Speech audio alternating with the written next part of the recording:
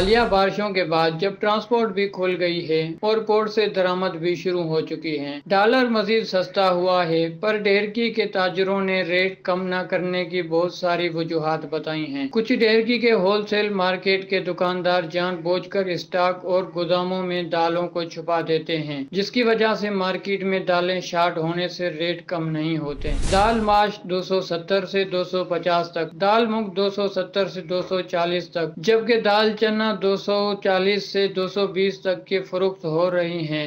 इनसे पहले जो रेट्स थे ना, दोबारा रेट्स वापस आ गए उन्हीं रेटों, पुराने रेटों पे। नया बहुत माशाल्लाह 100-150 रुपए किलो पे फर्क पड़ गया। इंशाल्लाह ये कंटिन्यू रहेंगे और कम भी होंगे। ट्रांसपोर्ट वालों ने खासकर जो कराची से माल आ रहा है उसके ऊपर उन्होंने किराया ज्यादा कर दिए है, और जो पंजाब से माल आते हैं उसके ऊपर किराया ज्यादा नहीं है। शहरियों का कहना है कि अब दाल भी गरीब के खाने से दूर हो गई है। हम तहसीलदार डेयरी और एसी डेयरी को अपील करते हैं कि मुनाफाखोरों और गोदामों में माल स्टॉक करने वालों के खिलाफ इंक्वायरी करके इनको सख्त सजाएं दें, और इनको जब तक चालान नहीं किया जाएगा तब तक ये लोग अवाम को दोनों हाथों से लूट रहे हैं।